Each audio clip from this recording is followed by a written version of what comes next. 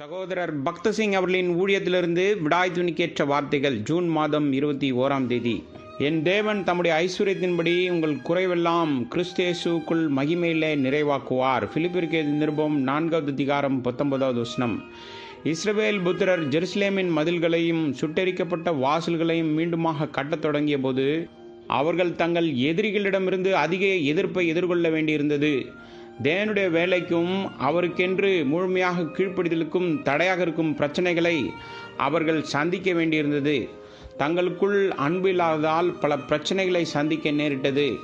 அக்காலத்தில் தேசத்தில் பஞ்சம் ஏற்பட்டது. வறுமையின் காரணமாக அவர்கள் தங்கள் திராட்சை தோட்டங்களையும் வீடுகளையும் மற்றும் நிலங்களையும் அடைமானம் வைக்க வேண்டியிருந்தது. நெகேமியா தீர்க்கதரிசியின் புஸ்தகம் 5வது அதிகாரம் 3 மற்றும் 4வது வசனங்கள்.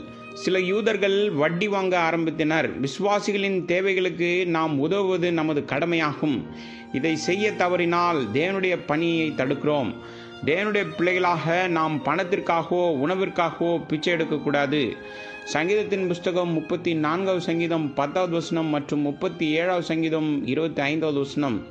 தேவனை விசுவாசிக்காத விசுவாசிகள் உதவிக்காகவும் பணத்திற்காகவும் பிச்சை எடுக்கும் பழக்கம் கொண்டவர்களாக தங்கள் வாழ்நாள் முழுவதும் பிச்சைக்காரர்களாகவே இருக்கிறார்கள். தேவைப்படுகிறவர்கள் தங்கள் தேவைகளுக்காக ஜெபிக்க கற்றுக்கொள்ள வேண்டும். தங்களுக்கு தேவையானதை விட அதிகமாக வைத்திருப்பவர்கள் ஜெபித்து உதவி செய்வதும் உதவி தேவைப்படுவர்களை கண்டுபிடிப்பதும் அவர்களின் கடமையாகும். தேவ வழிகாட்டுதலின்படி இதை செய்தால் பல தேவைகளை பூர்த்தி செய்யலாம் மற்றும் இழப்பு ஏற்படாது.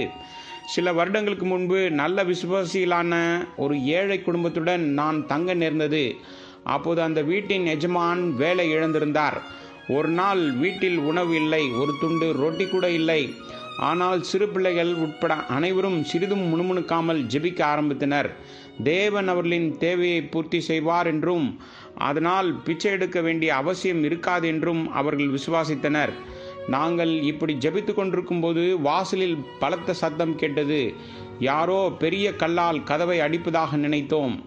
ஆனால் கதவை திறந்தபோது அவர்கள் முழு குடும்பத்திற்கும் போதுமான ரொட்டி, காய்கறிகள் மற்றும் பிற உணவுப் பொருட்களை கொண்ட ஒரு பெரிய பையை கண்டனர்.